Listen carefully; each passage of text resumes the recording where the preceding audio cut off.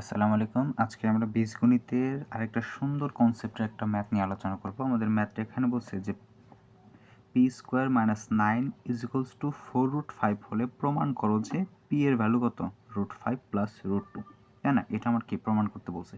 তাহলে এটা আমরা একটা সলিউশন যদি করি, আমার দেওয়া আছে কি যে p² 9 4√5, মানে এটা আমার দেওয়া আছে।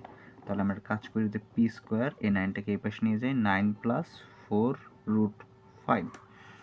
এখন আমরা বাম পক্ষে যা আছে তাই রেখে দিলাম, আর ডান পক্ষে একটু কাজ করি। 9কে লেখা যায় যে 5 + 4, 5 আর 4 যোগ করলে 9 হয়, প্লাস 4√5। মানে আমরা 9টাকে এমনভাবে ভাঙলাম যাতে আমাদের পরবর্তী কাজগুলো করতে সুবিধা হয়।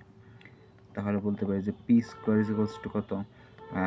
5 + 4√5 + 4, মানে আমরা একটু সাজিয়ে নিলাম আর কি। সাজানোর পর কি করব? এখন p², এই 5কে আমরা এভাবে লিখতে পারি যে √5 তার উপর হোল স্কোয়ার, কারণ √5 এর উপর হোল স্কোয়ার দিলে আলটিমেটলি আমার সেই আগের ভ্যালুটা চলে আসতেছে, প্লাস এখানে আমি 2 × 2 × √5 করলাম, প্লাস 4কে আমি 2-র উপর স্কোয়ার দিলাম। তাহলে দেখি যে আমরা এই লাইনটা যে লিখলাম, লিখার উদ্দেশ্য হচ্ছে, মানে আমি এই লাইনটাকে এমনভাবে এখানে ভাঙছি, অর্থাৎ বিশ্লেষণ করছি, যাতে আমি যদি গুণ বা যোগ বিয়োগ করি, আমি কি পূর্বের লাইনটা যাতে কি ফেরত পাই।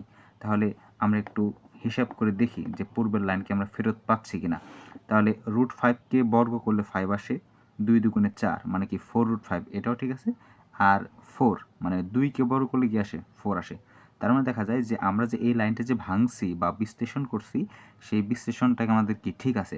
এখন আমরা একটু খেয়াল করি, তাহলে এটাকে যদি আমি মানে এই √5টাকে যদি আমি ধরি, a² + 2ab + b², তাহলে আমরা বলতে পারি না যে এটাকে √5 + 2 তার কি হোল স্কোয়ার বলা যায়। মানে এই লাইনের পরিবর্তে আমরা কি এই লাইনটাকে লিখতে পারি।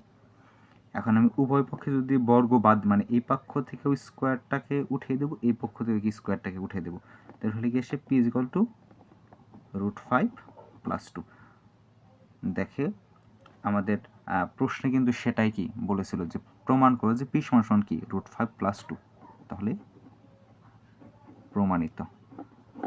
আশা করি অঙ্কটা হচ্ছে সবাই বুঝতে পারছেন।